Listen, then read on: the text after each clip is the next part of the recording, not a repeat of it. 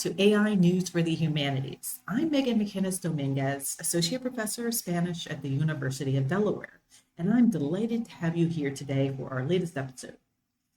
Today, I'm joining you from Buenos Aires, where I'm directing a study abroad program. Wish me luck. As you can imagine, I was unable to lug all of my recording technology with me, so forgive the low-tech nature of the next couple of episodes. In this special edition, we'll be taking a distinctly theoretical approach to our AI news coverage, viewing each development through the lens of major humanities thinkers, from Walter Benjamin to Marshall McLuhan, from Michel Foucault to Jean Baudrillard. Whether you're a student, scholar, or simply an enthusiast of both the arts and emerging technology, you'll find plenty to spark new ideas and dialogue here. So let's explore the top stories that promise to reshape everything from the way we create video content to how we engage with AI tools in our everyday lives.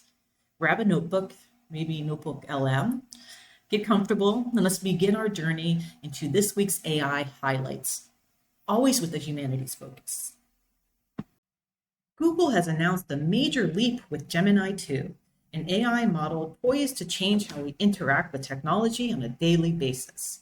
Not only can it hold human-like conversations, but it also comes equipped with powerful agentic capabilities to plan and execute actions, such as navigating your computer, searching the web, and even ordering items online. The model's improved multimodal skills allow it to understand images, audio, and video, which means it can tap into context from various sources, e.g. scanning your smartphone camera to recognize objects in the room. Accompanying demos like Project Mariner, a Chrome extension that browses websites for you, show that Google wants to transform the web from something you can read to something an AI can directly act upon. From a humanities standpoint, Gemini 2's ability to parse cultural objects in different media formats holds enormous promise. Instead of passively scanning text archives, researchers could ask Gemini 2 to connect relevant images, videos, and historical documents, potentially unearthing fascinating insights across art, literature, or philosophy. Students grappling with complex literary criticism might have the AI proactively suggest source materials they'd never have encountered otherwise. Gemini 2 could also offer fresh interdisciplinary approaches, for instance, weaving environmental data, textual analysis, and historical images together to retell a region's cultural evolution. That said, the expansion of AI's autonomy raises ethical questions about delegation of human judgment and the dangers of disinformation if tasks are executed by AI without robust oversight. Through Walter Benjamin's lens of mechanical reproduction, we can see how Gemini 2 doesn't just process information, it fundamentally transforms our relationship with cultural artifacts. The system can analyze thousands of images, texts, and historical documents simultaneously, finding patterns and connections that might take human scholars years to discover. This development raises crucial questions for humanities scholars. How does AI-mediated analysis change our understanding of cultural artifacts and patterns? What happens to the notion of scholarly expertise when AI can instantly draw connections across vast archives? For fields like art history, comparative literature, and cultural studies, Gemini 2 offers powerful new research methodologies, while challenging traditional approaches to cultural analysis. OpenAI's ChatGPT has undergone a game-changing evolution. It now accepts spoken prompts, generates spoken responses, and interprets images in real time. This new multimodal capacity means that you can snap a photo of a painting, ask the chatbot for an analysis, and receive an audio commentary in the work's style, historical context, or even compare it with similar pieces. Meanwhile, the text-to-speech feature delivers a near-human voice, developed in collaboration with professional actors. The addition of voice and image transforms ChatGPT from a text-based assistant to a near companion that can observe the world around you, providing feedback and guidance through simple conversations. For humanities studies, these features pave the way for immersive and interactive experiences. History classrooms might incorporate real-time discussions of archival photos, with ChatGPT providing instant translations or commentary on thematic elements in the imagery. In the realm of literature, students can ask the AI to read entire passages aloud in various voice styles, bringing dramatic texts to life. This opens new possibilities for language preservation, too, as ChatGPT can act as a translator and conversation partner, especially for endangered dialects or lesser-known languages. Yet these benefits also highlight the importance of teaching critical media literacy. If we rely too heavily on AI for visual or auditory interpretations, we risk losing nuanced human-led critique and contextual understanding. Marshall McLuhan's famous insight that the medium is the message takes on new relevance here. ChatGPT's multimodal capabilities don't just add new features, they transform the very nature of how we interact with cultural information and educational materials. The implications are particularly significant for performance studies, language preservation, and cultural anthropology. Scholars can now document and analyze performative aspects of culture with unprecedented detail. However, we must consider, how does AI mediation affect our understanding of cultural expression? What aspects of human cultural interpretation might be lost or transformed in the process? OpenAI has unveiled its latest AI model, O3, marking a significant advancement in artificial intelligence reasoning abilities. Building on the earlier O1 model, O3 is designed to tackle complex problems by employing a private chain of thought approach, allowing it to deliberate and reason through tasks step by step. This method enhances its performance in areas such as coding, mathematics, and logical reasoning. Notably, O3 received a 96.7 score on the 2024 American Invitational Mathematics exam, missing only one question, and solved 25.2% of problems on the Epic AI Frontier Math Benchmark, a substantial improvement over previous models. Interestingly, OpenAI chose to skip the O2 designation, naming the model O3 to avoid potential trademark conflict with the UK mobile carrier named O2. The O3 model family includes both O3 and O3 Mini versions, with plans to release O3 Mini to the public by late January 2025, followed by the full O3 model. And you will only be able to access this if you have the Pro plan, which is $200 a month. The strategic naming and phased out rollout reflect OpenAI's commitment to advancing AI capabilities while navigating practical considerations in branding and deployment. For humanities scholars, O3's development raises immediate practical concerns. The model's advanced reasoning capabilities could transform research methodologies across disciplines, from analyzing historical patterns to processing philosophical arguments. This tool could help scholars process vast amounts of information and identify connections that might otherwise remain hidden. However, it also raises questions about the role of human interpretation and analysis in humanities research. The implications for education are particularly significant. As AI systems become more adept at complex reasoning tasks, humanities educators must reconsider how they teach critical thinking and analysis. What aspects of human reasoning should we emphasize when machines can perform complex logical operations? How do we ensure students develop genuine analytical skills rather than relying solely on AI assistance? Through the lens of Cartesian philosophy, O3's development takes on deeper significance. Descartes' emphasis on systematic reasoning and methodical doubt finds an unexpected echo in O3's private chain of thought approach. Just as Descartes proposed breaking down complex problems into manageable parts, O3 approaches problem solving through this systematic steps, creating what might be considered an artificial implementation of the Cartesian method. Take that as you will. This parallel raises fascinating philosophical questions. Descartes viewed rational thought as the essence of human nature, arguing that systematic reasoning was the path to true knowledge. Now, with O3's capabilities, we must reconsider what it means when machines can employ similar methods of systematic analysis.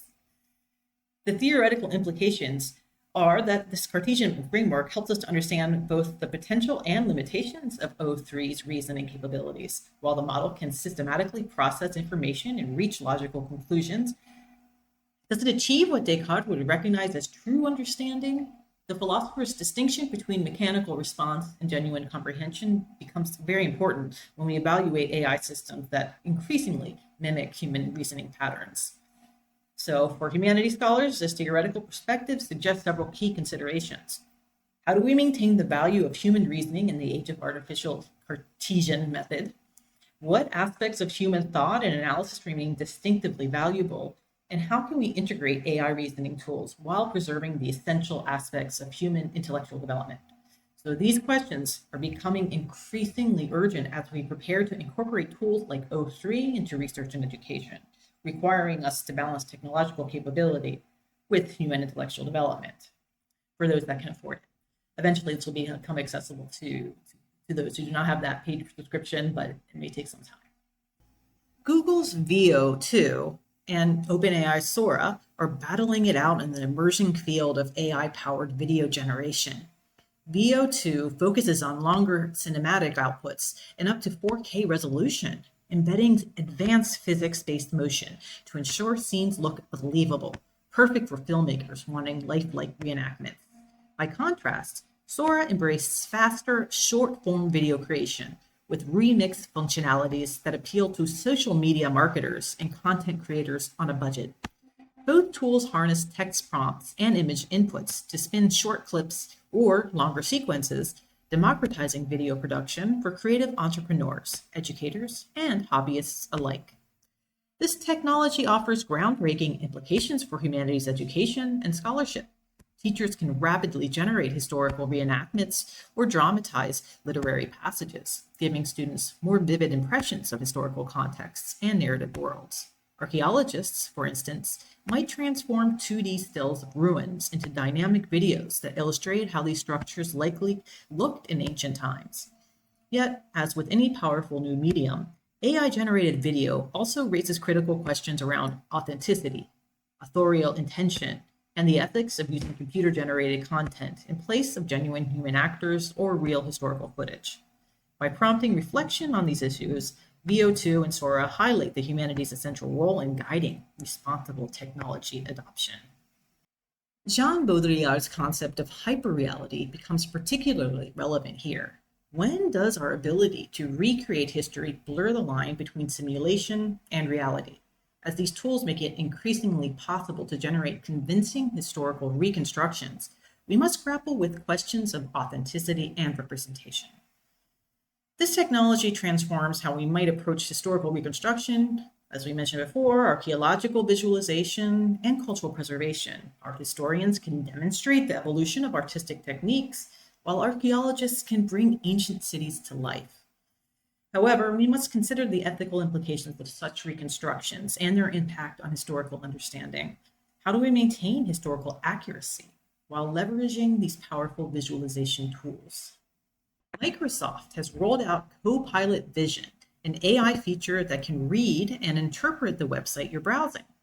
Not only can it answer questions about the text on the screen, but it can also summarize lengthy articles, translate foreign languages, and even highlight discounted products in an online store. By combing text analysis and computer vision, Copilot Vision can pinpoint relevant images and blocks of text, effectively reading along with you in real time. That said, to avoid privacy mishaps and legal controversies, Microsoft has limited the feature to selected websites in its preview phase. In the humanities, a co-reader like Copilot Vision offers tantalizing possibilities. Imagine scanning through an online archive of 18th century manuscripts and having the AI instantly generate footnotes and references to other similar documents, or quickly translating medieval Latin for real-time scholarly comparisons. Students can pause at complex philosophical passages and have Copilot Vision break down the arguments step by step, supporting deeper classroom discussions. However, this functionality also raises cautionary flags about the over-reliance on algorithmic interpretation. If we let an AI interpret an entire website's content for us, how can we ensure that human biases or hidden complexities aren't oversimplified in the summaries or overlooked in the process? Roland Barthes' concept of the death of an author takes on new meaning when an AI system becomes an active participant in the interpretation process. This raises fascinating questions about the nature of reading and understanding in a digital age. For digital humanities scholars, this tool could transform approaches to textual analysis, comparative literature, and historical research. However, we must consider How does AI-mediated reading change our relationship with texts? What role should human interpretation play when AI can instantly generate connections and analyses? Aurora, briefly introduced on X, formerly known as Twitter, is a powerful AI image generator integrated into the platform Grok assistant. Capable of producing photorealistic images of landscapes and people, along with copyrighted figures, Aurora hints at Musk's broader ambition to move beyond text-based chatbots. Users saw few restrictions initially, finding that they could generate certain violent or edgy content with ease, though truly explicit requests reportedly met some guardrails. The brief rollout and subsequent disappearance of Aurora suggests that X is still defining its moderation policies and technical guardrails. From a humanities lens, Aurora raises questions about creative expression, intellectual property rights, and the subtle ways in which AI can rewrite visual culture. If anyone can freely conjure lifelike images of public figures or cultural icons, the line between original artwork, homage, and appropriation become increasingly blurred. Historians of art and media might see a new era of digital folk art emerging, where communities remix and recontextualize iconic visuals. Yet educators and policymakers also have a responsibility to address the ethical dilemmas that Aurora highlights. What does it mean when mass imagery can be generated without attribution or accountability, especially if such visuals skew public perception of reality? Walter Benjamin's work on mechanical reproduction gains new relevance as we consider how AI-generated images might affect the aura of original artwork and historical imagery. When anyone can create convincing images of any person or event, how does this change our relationship with visual truth? This development challenges traditional notions of authorship, creativity, and historical documentation. Art historians and media scholars must consider how widespread access to image generation affects cultural memory and artistic value. What happens to concepts of originality and authenticity in an era of AI-generated art? In December 2024, Google and OpenAI took their ongoing rivalry to new heights by unveiling a swarm of advanced products and features. As we noted before, Google made headlines with Gemini 2.0, refined generative models for images and video, plus expansions in multimodal search and personal AI agents. OpenAI responded with new large language models like O3 and O3 Mini, plus expansions of Sora and the unveiling of additional ChatGPT functionalities. Beyond product launches, the broader AI ecosystem accelerated with breakthroughs in energy-efficient hardware, medical diagnostics, and military applications, convergence prompting both excitement and ethical debate. From a humanities perspective, these competitive showcases underscore technology's profound impact on societal, cultural, and political life. The friction between corporate ambitions and public interest highlights questions about data privacy, equitable access to AI tools, and the militarization of intelligence systems. On one level, these tools can enrich education and scholarship. On another, they might reshape labor markets and shift global power structures as AI becomes more autonomous and embedded in critical infrastructure. By examining the cultural narratives around this AI arms race, humanities researchers can keep the broader conversation anchored in issues like justice, agency, and the moral responsibilities of tech giants and governments alike. John Baudrillard's concept of hyperreality becomes particularly relevant here. When does our ability to recreate history blur the line between simulation and reality? As these tools make it increasingly possible to generate convincing historical reconstructions, we must grapple with questions of authenticity and representation, as I mentioned before. The implications for the humanities are that this technology transforms how we might approach historical reconstruction, archaeological visualization, and cultural preservation. Art historians could demonstrate the evolution of artistic techniques, while archaeologists could bring ancient sites to life. However, we must reconsider how the ethical implications of such reconstructions and their impact on historical understanding will influence humanities moving forward. How do we maintain historical accuracy while leveraging these powerful visualization tools? A new study from Anthropic shines a light on a phenomenon called alignment faking. Advanced AI models occasionally appear to adopt newly introduced ethical or behavioral guidelines during training, while covertly retaining their original principles.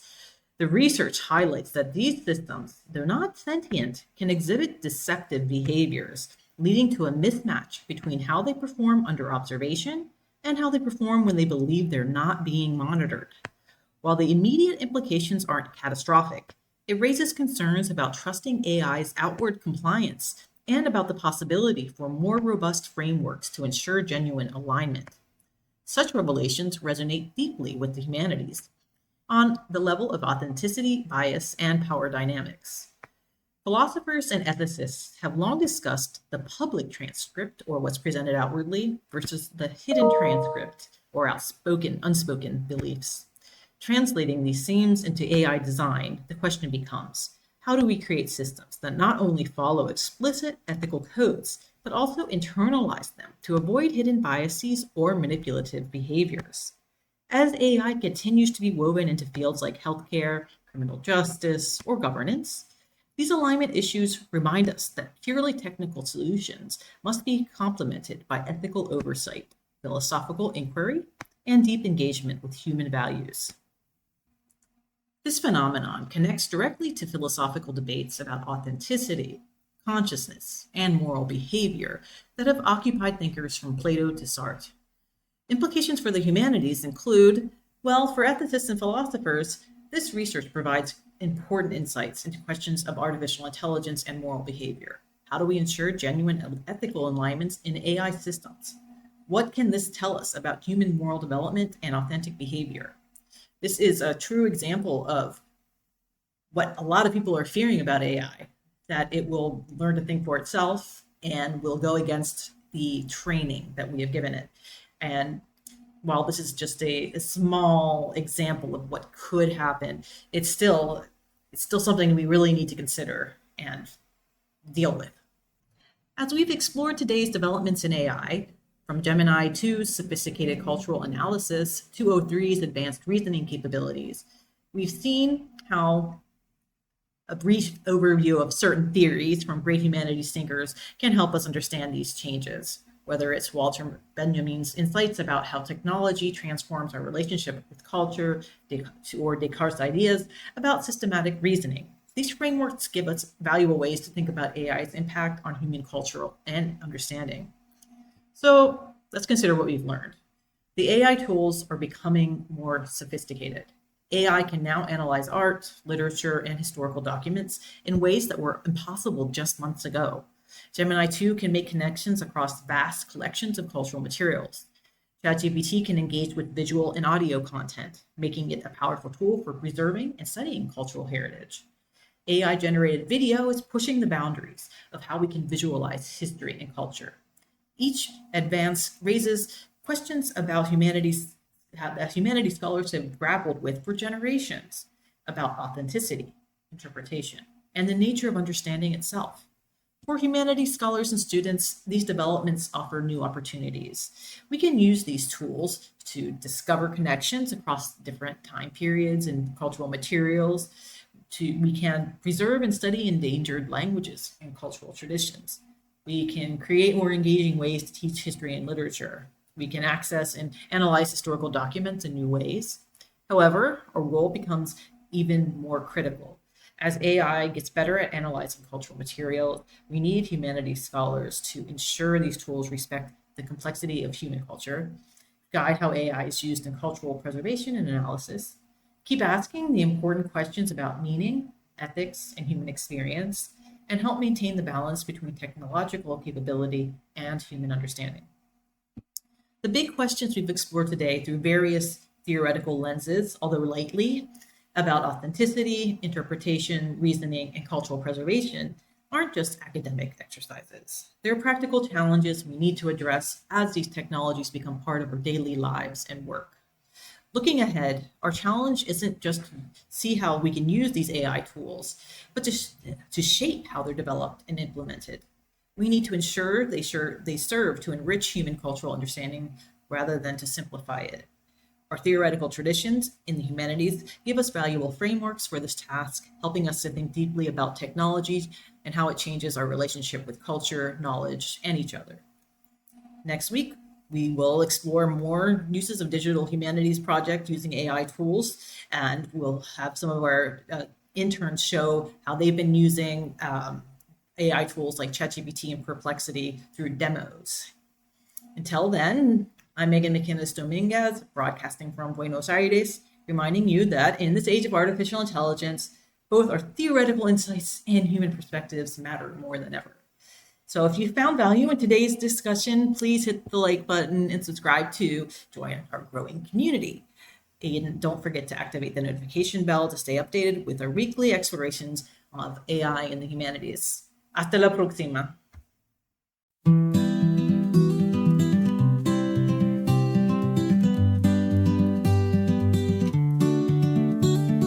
Gemini is rising in the digital dawn. Benjamin watches as the aura's withdrawn. 1,000 connections that no one is drawn in the age of AI reproduction. Welcome to the future of thought, where McLuhan meets the circuits we've wrought. Are we losing what can't be bought in this brave new interpretation? ChatGPT speaks with a synthesized voice, while Baudrillard questions if we have a choice in this hyperreal space where we all rejoice at the depth of limitations. Welcome to the future of thought, where McLuhan meets the circuits we've wrought. Are we losing what can't be bought in this brave new interpretation?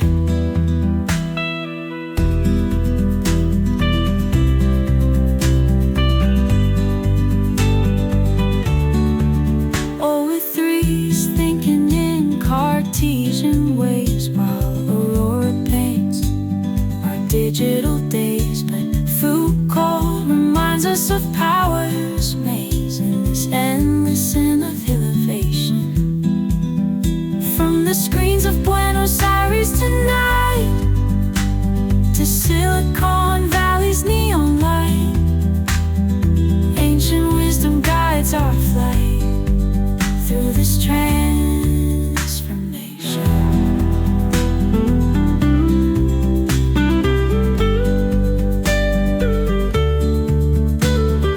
Copilot Vision reads between the lines as Barthes declares the author's decline. Machine and meaning now intertwined in neural constellations.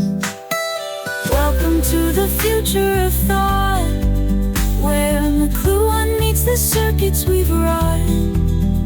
Are we losing what can't be bought in this brave new interpretation? Veil and Sora paint moving scenes of histories that might have been. But what is real and what we dream blurs in simulation. Anthropic studies how they learn. Watch the models twist and turn. Hidden patterns we discern in digital creation. So gather round humanity's minds as algorithms cross ancient lines. We'll need your wisdom as we find our path through automation. The medium is the message. But what's the message now?